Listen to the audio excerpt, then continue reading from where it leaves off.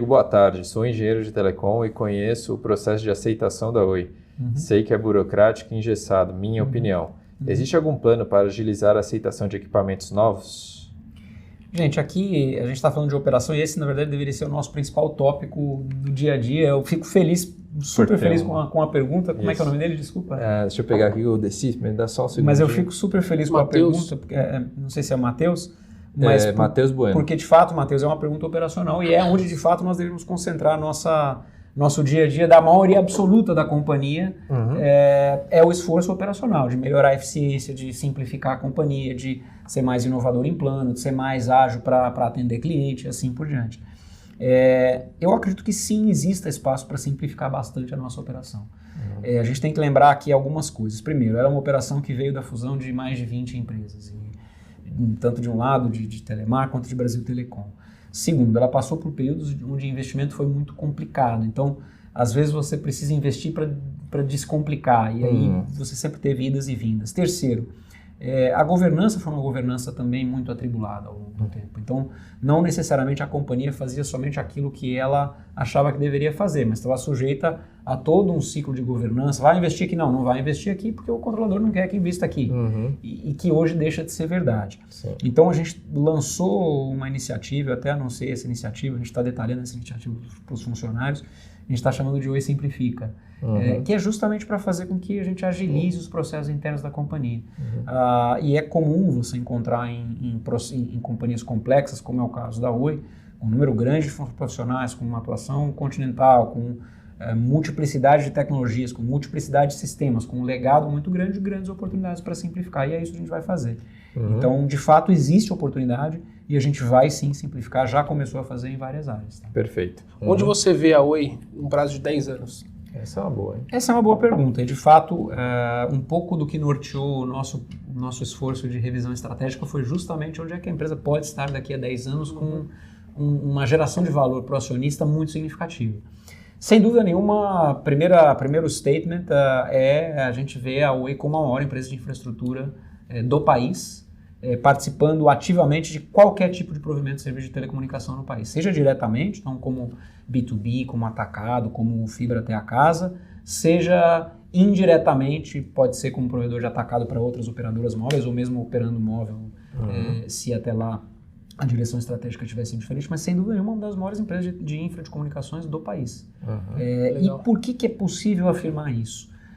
De novo, eu vou voltar lá ao comecinho da nossa conversa, quando eu mencionei das diferenças de ciclo de investimento em infraestrutura de telecomunicações.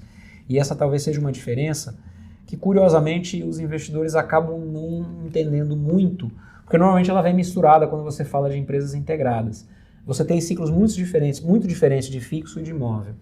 No móvel, um ciclo de investimento tradicional é de 4 a 5 anos. Por quê? Porque você tem mudanças de geração, você tem que comprar novo espectro, tem que fazer substituição de rádio, o uso do espectro fica mais eficiente, então tem que implantar mais antena, então são prazos aí de 4 a 5 anos. O 4G, por exemplo, ele começou a ser implantado em 2013, ele começou a operar em 2013 e está chegando ao, não sei, não é final do seu ciclo, mas a gente está chegando a 2014 ele estava pleno, 2020 a gente está falando de 5G, então é um ciclo 4 a 7 anos, digamos assim. Quando a gente fala de ciclos fixos, de infraestrutura fixa, são ciclos muito mais longos. Então, muita gente fala hoje como se isso fosse um problema, que sempre tivesse sido um problema, que a concessão e o cobre é um problema para a Oi, que está caindo muito receita de cobre, que é uma tecnologia ultrapassada e que está sujeita à competição dos provedores, etc. e tal. Gente, o cobre gerou caixa para a companhia durante 40 anos. 40 anos. Exato. Não é 10, não é 15, não é 20, 40 anos. Então, óbvio que agora chega uma hora, se passa a ter a fibra já existe há algum tempo, então é um ciclo que uma hora acaba. Mas a gente vê hoje o prazo de longo horizonte para a companhia, onde o investimento em fibra que nós estamos fazendo hoje é um investimento para os próximos 20, 30 anos, não é um investimento para os próximos 5 anos. Então, sem dúvida, sem medo de errar, daqui a 10 anos, tudo que nós estamos fazendo em fibra ótica hoje vai se pagar e vai se pagar de maneira muito intensa, muito significativa. Tá? Então, esse é uma visão de companhia. que eu acho interessante, né, para a gente mostrar também alinhamento de interesse. Existe pagamento de bônus por desempenho das ações para os membros da diretoria? Existe um plano de longo prazo, de incentivo de longo prazo, 100% atrelado a ações, que obviamente tem um horizonte de longo prazo, são ciclos de 3 anos, não são ciclos anuais, não são ciclos de curto prazo, mas que sim tem um alinhamento que é uma parte importante da compensação de mercado do até para trazer e reter talento, né? Para trazer, reter e para incentivar da maneira correta. Não adianta nada eu gerar um belíssimo resultado hoje e no ano que vem esse resultado desaparecer porque eu não tive a visão de horizonte de longo prazo.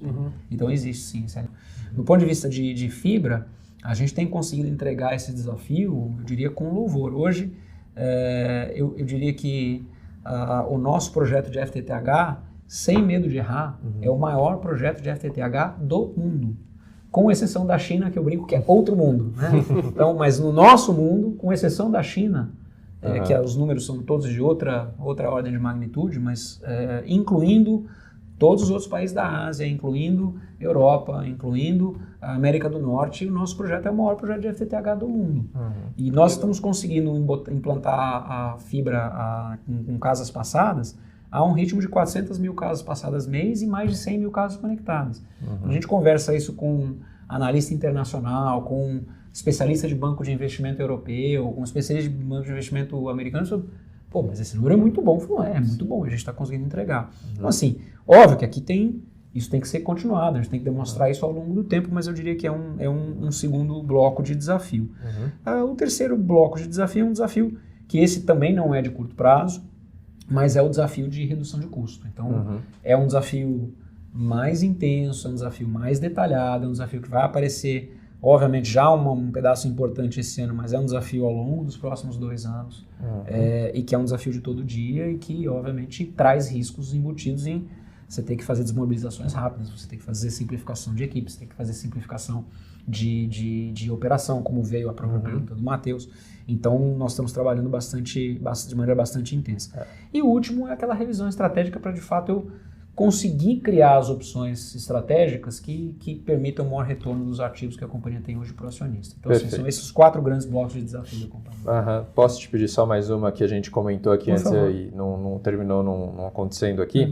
Conta pra gente um pouco como é que está o desenvolvimento em tecnologia para reduzir um pouco o capex do Fibra, o que tem de novo aí? Desde que a gente começou a fazer o projeto de Fibra, eu diria que esse é um tópico que é revisitado quase que mensalmente, tá? Que é que tipo de abordagem tecnológica a gente está tendo para garantir que exista a maior eficiência possível do ponto de vista de investimento. Quem tem muito desafio de investimento e desafio de caixa para investir precisa ter o melhor retorno possível. Algumas coisas que a gente fez. Primeiro, como investir essa fibra em relação às casas passadas e que abordagem você tem de detalhes técnicos, que aí não valeria a pena comentar com vocês, mas quanto é que a gente conectoriza de cada uma das caixas de passagem, quantos usuários por caixa, eu faço uma fibragem primeiro já para um número maior de casas ou primeiro para um número menor e no caso de expansão maior eu boto uma segunda. Então assim, tem vários detalhes que a gente vem otimizando.